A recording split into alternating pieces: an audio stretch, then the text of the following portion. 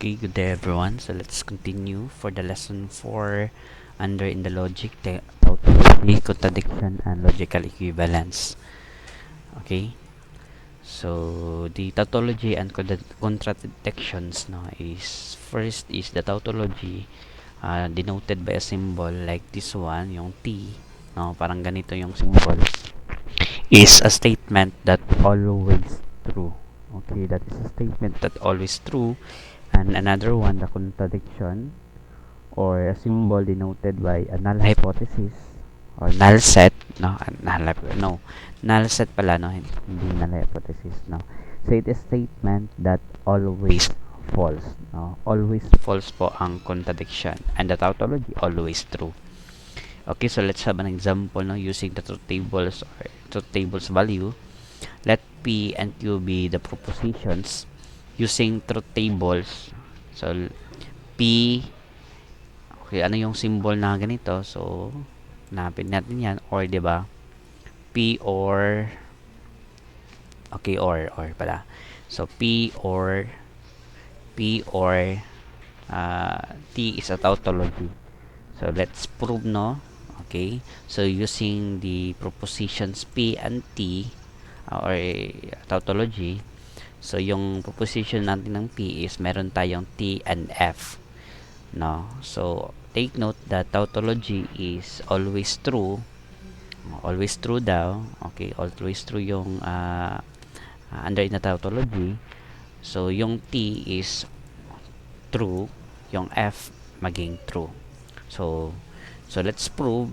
So using this disjunction, no? Disjunction, tama ba? Okay, using the disjunction.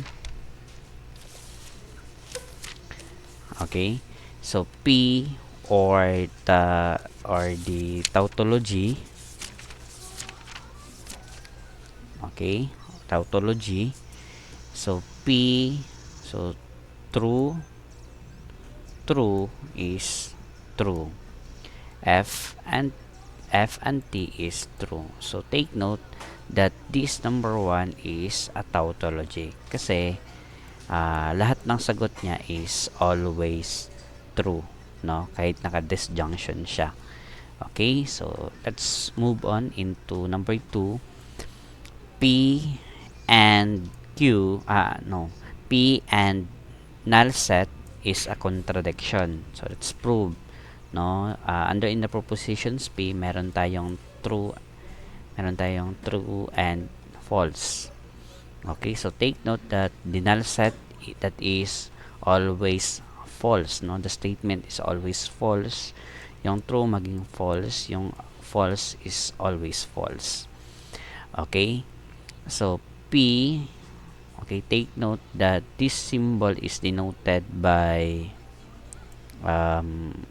and, no? So dapat yung symbol, okay, mali ito, yan paan siya, no? Conjunction symbol. Okay, so using the conjunction table, so T and F is F. So F and F is always F. So take note that this number 2 is always false, that is contradiction. So tama. So for the number 3 naman, let P and Q be the propositions using the truth tables. Okay, using the truth tables. P, okay, so ano yung symbol dito? That is conditional statement, F then statement. Now P implies to P or Q is a tautology. So let's prove, no? Kung pwede bang maging tautology itong given in number 3. So meron tayong given dito, no? The propositions of P is true, F, true, false for the P, and for the Q naman. So take note, unahin natin yung sa parentheses, students, no? Yung disjunction, no, ng P and Q, P or Q. So using the disjunction table, okay, so true, false is true, false true is true, and false false is false. Okay na tayo dito. And after that, let's prove no yung P, yung proposition ay yung P implies to P or Q or the disjunction. So let's solve no. Okay, unahin na natin yung ignore muna natin yung Q no. True and true is, so using the conditional table, so pag true always true, pag true is always true, pag F and T always true, pag FF is true. So take note that this given is a tautology kasi lahat ng yung solution niya is always true. Next naman for the lesson for the number 4, medyo mahaba yung sagot dito. So take note, meron tayong 4 columns no. 1 2 1 2 okay 3 and 4 no. So 4 columns pala. Okay, so first step is yung negation ng Q muna no. So using the given P and Q, so copy paste lang yan no, yung given ng P and Q. So the negation of Q is true maging false, yung false maging true, yung true maging false, and F maging true. Then after that,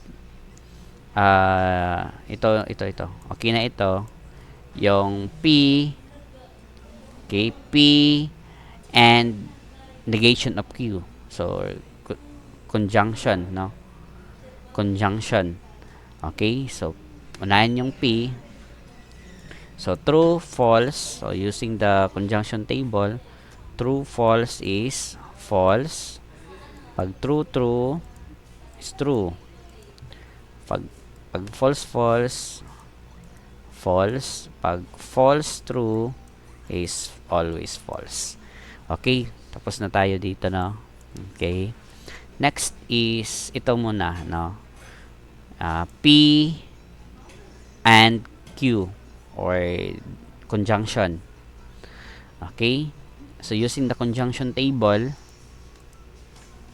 okay, using the conjunction table, so P true always true, true false is always false, yan, false true always false, and false false is always false. Okay, check.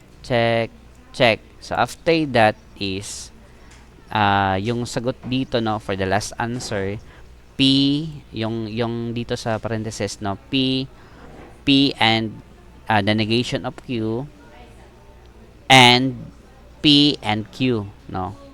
So i-prove natin kung contradiction ba no. So this table, this column and this column, so gagamitan siya ng conjunction table. So, okay, so false true is false, true false is false, false false is always false, and false false is always false. So take note that this given in number 4 is a contradiction kasi yung solution, because all the answers are always false. And that would be all for today, and thank you.